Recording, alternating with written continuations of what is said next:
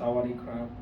Hello everyone. In this video, I want to talk about the differences between the Western and the Eastern society, and I will choose three differences, which are the opinions, like how they express their opinions to other, and the second thing is the role of the boss in these societies, and the third thing is about the punctuality.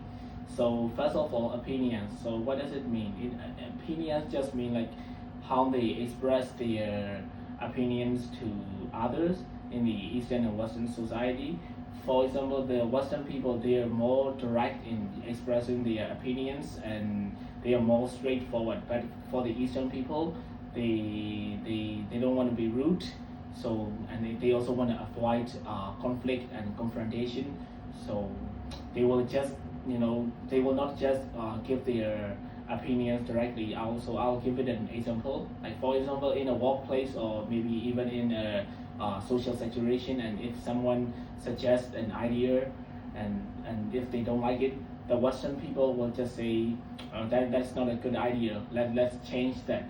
Something like that. But for the Eastern people, even if they don't like it, they will say maybe something like. Yeah, that's a good idea, but what about we find other alternatives that will benefit the company more and something like that, because they don't want to upset the other people, and that is the difference. And the second difference is about the role of the boss in those cultures. For example, in the Western culture, the how to say the power of the boss and the employees are not very huge. The difference is not very huge, and the boss will act like the facilitator and walk among the subordinates, and he is a leader. He's the boss, but he will also act like a team member, and he will work with all the team members together. But for the Eastern society, they usually have a hierarchy, and they value respect and integrity. So the power of the boss and the employee are usually big,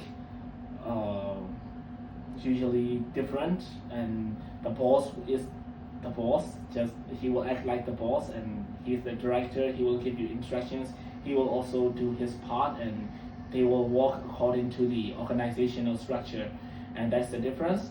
And I can say which is the better alternative. I think both of them have their own advantage and disadvantages. And the last topic is about the punctuality. It is not just about time, and it is also about how they manage the projects and how they manage the work. That is not a stereotype, but I also think that the Western people are more punctual than the Eastern people. They are like more accurate, the Western people.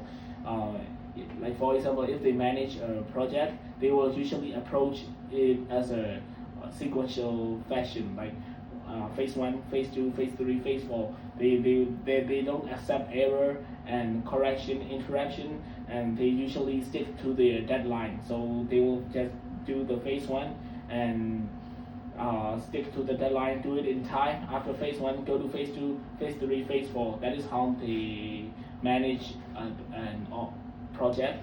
But on the other hand, the Eastern culture, they don't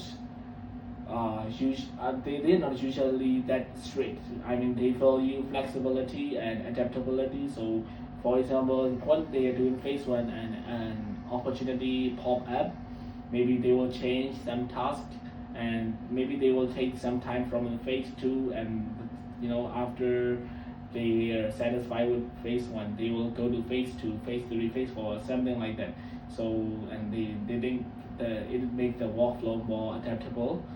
So again, I can say which is the better alternative. They have both advantages and disadvantages, and so these are the three of the many differences in those cultures. And that is all for this video, and thank you so much.